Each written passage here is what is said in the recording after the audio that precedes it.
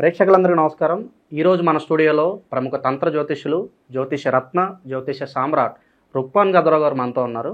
గురుగారితో మాట్లాడేద్దాం. గురుగారు నమస్కారం. గురుగారు మాతృదేవోభవ, పితృదేవోభవ, ఆచార్య దేవోభవ. గురుగారు, మే నెలలో మకర రాశి వారికి ఈ నెలంతా కూడా ఎలాంటి ఫలితాలు ఉంటున్నాయి గురుగారు? రాహు, కేతు అలాగే గురుగ్రహ సంచారం కూడా ఈ నెలలో జరగబోతుంది. ఈ 3 గ్రహ మార్పుల కారణంగా మకర రాశి వారికి ఎలాంటి ఫలితాలు ఉంటాయి గురుగారు? ఏమున్నా ఒక విధంగా జాక్పాట్ అంటే మకర రాశి వాళ్ళదే, ఏ విషయంలో ఎత్తుకున్నా సరే. ఎందుకంటే గత 7.5 నుంచి 10 సంవత్సరాలుగా మకర రాశి వాళ్ళు పడని బాధ అంటూ లేదు. అరణ్యవాసము, అజ్ఞాతవాసము, ఇంకా విచిత్ర వాసాలను చేయాల్సి వచ్చింది. వీళ్ళు జీవితం అంటే ఏంటో వీళ్ళకి తెలిసిపోయిందా? చాలా నలిగిపోయారు.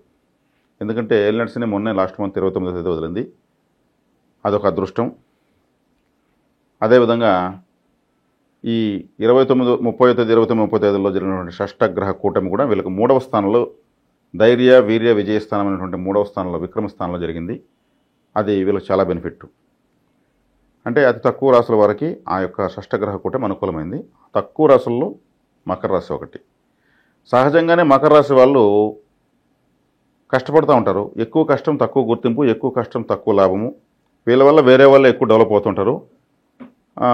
వీళ్ళకు గుర్తింపు తక్కువ ఉన్నా సరే కాసంత పని చేయమంటే వీళ్ళు అడక్కనే ఇంకా ఎంతో చేసి పెడేస్తారు. తీసుకునేది మాత్రం తక్కువ ఇచ్చినా తీసుకుంటూ ఉంటారు, మళ్ళీ పని చేస్తుంటారు. ఈ మకర రాశి జాతకులే లేకపోతే ప్రపంచంలో ఏది జరగదు. ఎందుకంటే కర్షక, కార్మిక, కష్టపడేటువంటి వర్గాలు మొత్తం మకర రాశి ప్రభావంతోనే పుడతారు. అంటే వీళ్ళకి కష్టపడడం చాలా ఇష్టం. దాని ఆదాయం ఎంత వచ్చినా స్వీకరిస్తారు. ఎంత వచ్చినా పర్లేదని, ఎంత వచ్చినా పర్లేదు. ఒకవేళ ఒక్కోసారి రాకపోయినా కూడా పనిచేస్తారు. వీళ్ళలో ఉన్న గొప్పతనం అది. వీళ్ళకు వీళ్ళ యొక్క మాతృస్థానం అంటే తల్లి నుంచి సహకారం పెద్దగా ఉండదు. స్వగ్రామం నుంచి, బంధువుల నుంచి సహకారం ఉండదు. ఒక విధంగా వీళ్ళు వన్ మ్యాన్ షో అని చెప్పచ్చు. నాకు తెలుసు, నా వల్ల అవుతుంది, కానీ వీళ్ళ టాలెంట్ తగినంత చదవలేకపోతారు. వీళ్ళు చదువుతారు, కానీ వీళ్ళు చదవాలనుకున్న చదువుకి ఆటంకాలు వచ్చేస్తాయి. ఇంకొక స్థాయిలో వెళ్ళి అక్కడ నిష్ణాత సంపాదన, వీళ్ళు చదవాలనుకున్నాను చదవలేకపోయినామని బాధపడుతుంటారు. వాస్తవంగా నేను పలానా చదవాలనుకున్నాను, కానీ అప్పుడు నాకు ఎవరు సహకరించలేదు, ఇంట్లో వాళ్ళకి అర్థం కాలేదు, వాళ్ళకి నేనేం చెప్పే పరిస్థితులు లేకపోయేకాడికి నేను ఇది చదవాల్సి వచ్చింది, ఇది నేను బాగా గొప్పగా చదివినా కానీ నాకు ఇష్టం లేదు. ఇలాంటి అసంతృప్తులు ఉంటాయి వీళ్ళకు. పెద్దలు వీళ్ళకి జరిగిన నష్టం జరిగిన తర్వాత మనం అప్పుడు కానీ ఆలోచించి మనం అమ్మాయిని అబ్బాయిని అప్పుడు అలా చదివించేసింటే బాగున్నట్టు. గడిచిన క్షణం తిరిగి రాదు. ఆ విధమైనటువంటి అపారమైన సామర్థ్యం ఉండి దురదృష్టవంతులుగా మకర రాశి వాళ్ళు ఉంటారు. ఈ మధ్యలో 7.5 సంవత్సరంగా వాళ్ళకు ఏలినాటి శని రూపంలో విపరీతమైన తాకడ, 8 వైపుల నుంచి సునామీ వచ్చినట్టు అయిపోయింది వీళ్ళ పరిస్థితి. కానీ దానికి తట్టుకు నిలబడి ఇప్పుడు వీళ్ళు ఏలినాటి శని పోయింది, అది ఒక పెద్ద అదృష్టం. ఈ మధ్యన జరిగినటువంటి షష్టగ్రహ కూటమి అది అడిషనల్ బెనిఫిట్, బోనస్. వీళ్ళకు ఉన్నటువంటి వ్యక్తిగత సామర్థ్యం, జనరల్గానే వీళ్ళు హార్డ్ వర్కర్స్. ఓ పంజాబీ డాబాలోకి వెళ్ళి అర్ధరాత్రి రోటీ అడిగితే ఓ 3 రూపాయలు 5 రూపాయలు ఉంటుంది రోటీ, లేదంటే 10 రూపాయలు ఉంటుంది. వాళ్ళు లేచి దాన్ని కాల్చి ఇస్తారు. వాళ్ళే మకర రాశి వాళ్ళు. 1 రూపాయి అయినా సరే డబ్బుకు విలువ ఇస్తారు. మనం అడిగితే రోటీ అడిగితే అర్ధరాత్రిలో గొడవలు వచ్చేస్తాయి. ముందు బయట అర్ధరాత్రి నిద్ర జరుగుతున్నాం. అందుకు ఆల్ ఓవర్ ఇండియా పంజాబీ డాబాలు సక్సెస్ అని. కష్టపడేది వాళ్ళు ముందు చేసేది. కష్టపడి నమ్మిన వాళ్ళు మకర రాశి వాళ్ళు. కాబట్టి ఇంకా ఇక్కడ 6వ స్థానంలో గురువు ఉన్నాడు. అంటే 3వ స్థానాధిపతి 6వ స్థానం, వ్యయాధిపతి షష్టమంలో పడ్డాడు. కాబట్టి పాపగ్రహం పాపస్థానానికి వెళ్ళిపోయింది. పాపగ్రహం పాపస్థానంలో యోగిస్తుంది. సూత్రం గోచారంలో గురువు 6వ ఇంట్లో యోగించుడు అంటారు కదా. కాబట్టి ఇక్కడ స్థానాధిపతి రీత్యా వ్యయాధిపతి మకర రాశికి, తృతీయాధిపతి పాపస్థానాల్లో తను పోయినది మళ్ళీ పాపస్థానానికి. మైనస్ ప్లస్ మ్యాథమెటిక్స్లో ఉంది కదా. ఇప్పుడు ఒక పాపం గ్రహం పోయి పాపస్థానంలో ఉంది కాబట్టి అది శుభానే ఇవ్వాలి. అందున మకర రాశి వాళ్ళకు భాగ్యాధిపతి అయిన బుధుని ఇంట్లో ఉన్నారు, ఆడ ఇవ్వాల్సిందే. తను శుభాన్నే ఇవ్వాలి, వేరే మార్గం లేదు. కాబట్టి గురువు నుంచి ఎటువంటి ఇబ్బంది లేదు. ద్వితీయంలోకి రాహు వచ్చాడు, ధన వాక్ స్థానంలోకి రాహు వచ్చాడు. అప్పుడేమి వీళ్ళు మాట్లాడితే ఇంకెవరు మాట్లాడరు. రాహుకు తల మాత్రమే ఉంటుంది. మాటల్లో రాహును మించిన దిట్ట ఎవరు లేరు. 3 దేవతలు లేరు. తిమ్మిని మమ్మిని చేస్తారు.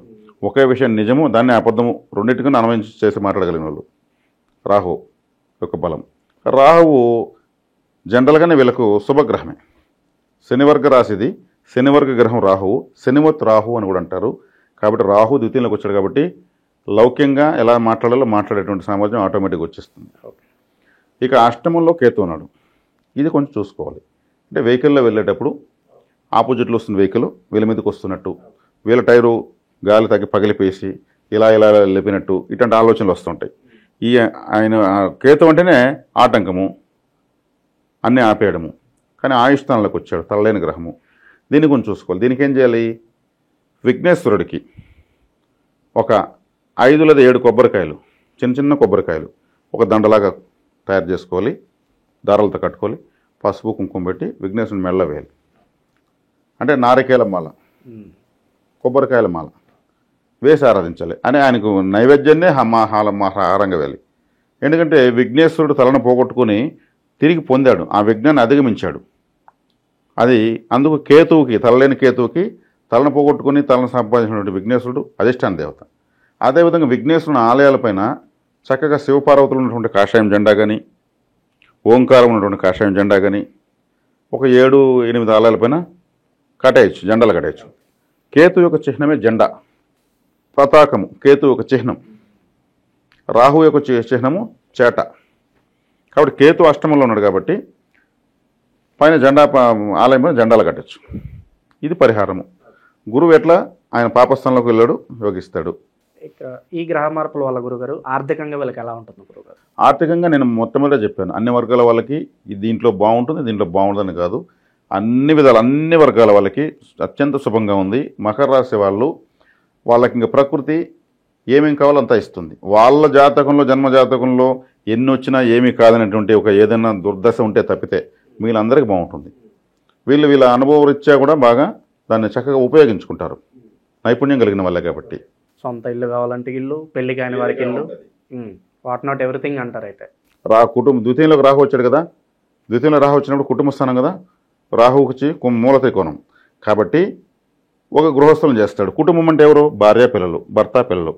అక్కడ రాహు వచ్చాడు, ఆయన మల్టీఫుల్ చేస్తాడని చెప్పాను కదా, ఉన్నదాన్ని ఎక్కువ చేస్తాడని చెప్పాను కదా. కుటుంబ స్థానం రాహు వచ్చినప్పుడు చక్కగా వాళ్ళు ఒక గృహస్థులు అవుతారు, వివాహం అవుతుంది.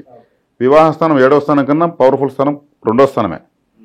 కుటుంబము అన్నప్పుడు ఇక్కడ కుటుంబ స్థానం బలపడితే ఆడ 7వ స్థానం బలపడుతుంది, భార్య వస్తుంది లేదా భర్త వస్తాడు. సో దీర్ఘకాలికంగా ఉన్న పెండింగ్ పనులు కావచ్చు, లేదంటే పెండింగ్ కేసులు, న్యాయపరంగా సంబంధాలు అన్నీ కూడా క్లియర్ అయిపోయే అవకాశం కనిపిస్తుంది. చక్కగా క్లియర్ అవుతాయి.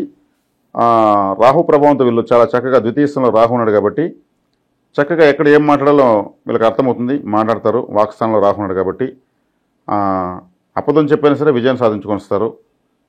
ఓడిపోయిన మాత్రం ఓటమికి మాత్రం అవకాశం ఇవ్వరు. నేను ఏమైనా చేసి నేను గెలుచుకొని వస్తాను అంటారు చూడండి. అంటే ఏమైనా చేసినట్టు ఏమి, మొండిగా ఆడైనా నేను గెలుస్తాను, ఎదుటోనే గెలవనివ్వను. అది మకర రాశి వాళ్ళకి ఇప్పుడు చాలా చక్కగా ఈ పరిస్థితులు తోడ్పడతాయి, దాంట్లో సందేహం లేదు. సో చాలా వరకు మరి మంచి ఫలితాలు ఉన్నాయి కాబట్టి ఎదుటి వాళ్ళ నుంచి దృష్టి ఎక్కువగా ఉంటుంది, నరదృష్టి కావచ్చు, వీళ్ళేదో బాగుపడిపోతున్నాడు అనే భావన ఎక్కువగా ఉంటుంది. మరి దీని నుంచి తప్పించుకోవడానికి వీళ్ళు ఏం చేయాలంటారు? వీళ్ళు చక్కగా ఏం చేయాలంటే ఒక గుమ్మడికాయ తీసుకోవాలి, బూడిద గుమ్మడికాయ, దాని మధ్యలో ఒక పీస్ కట్ చేసి తీసి వీళ్ళ ఎడమకాల కింద మట్టి ఆ హోల్లో వేయాలి. వేసి వీళ్ళ సమస్యలు ఏదైనా ఉంటే రాసి చిన్న చిన్న స్లిప్పులు వేసి ఆ గుమ్మడికాయలు వేయాలి. ఓ 2 పచ్చిమిరకాయలు దాంట్లో పెట్టాలి, మూత పెట్టేసి కాటుకతో చుక్కలు పెట్టేసి మంచి మధ్యాహ్నం కానీ సాయంత్రం కానీ clock wise anti clock wise తిప్పి పగలగొట్టి ఎక్కడన్నా దూరంగా పారేయాలి. అప్పుడేమవుతుంది, మన నెగటివ్ మన ఎడంకాల కింద ఉంటుంది.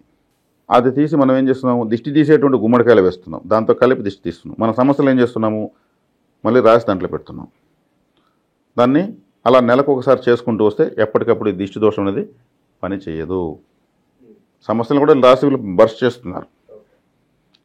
గుమ్మడికాయతో దిష్టి తీస్తారు, పచ్చిమిరకాయలతో దిష్టి తీస్తారు, మట్టితో తీస్తారు. అదేదో మన ఎడంకాల కింద మట్టితో చేసుకోవచ్చు ఆ పని. కాబట్టి ఈ మకర రాశి వాళ్ళకి అటువంటి పరిస్థితులు ఎదురైతే ఈ గుమ్మడికాయ పరిహారం చేసుకోవచ్చు. సో చాలా వరకు మంచి ఫలితాలే మొత్తం కనిపిస్తున్నాయి. అయినా కూడా పలానా విషయంలో చాలా జాగ్రత్తగా మీరు ఉండాలంటే ఏం చెప్తారు గురుగారు వీళ్ళకి? వాహనం తోలేటప్పుడు జాగ్రత్తగా ఉండమని చెప్పాను నేను. అవును, వాహనం తోలేటప్పుడు కొంతమంది వాహనం తోలేటప్పుడు కొంతమంది వాహనమే తోలరు, అలవాటే లేదు.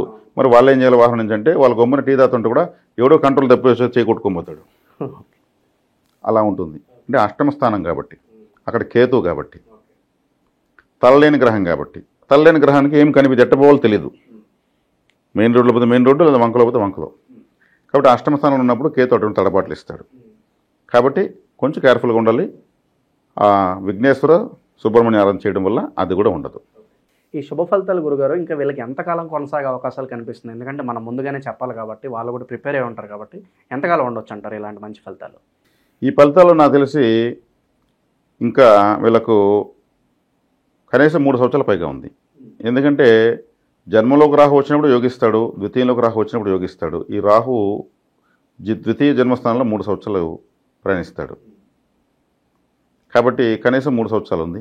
ఇంకా పైగా కూడా అప్పుడు గ్రహస్థులు బట్టి అది ఇంకో కొంచెం ఎక్స్పెన్షన్ అవ్వచ్చు. సో ప్రస్తుతానికైతే మరి ఈ నెల వీళ్ళకి ఎటువంటి రెమెడీస్ ఏం అక్కర్లేదు అంటారా? ఏం అవసరం లేదు. దిష్టి దోషం ఏదంటే గుమ్మడికాయ కొట్టుకోవచ్చు. సో మకర రాశి వాళ్ళందరికీ కూడా చాలా మంచి గుడ్ న్యూస్ అయితే చెప్పారు గురుగారు. ధన్యవాదాలు గురుగారు. ధన్యవాదాలు.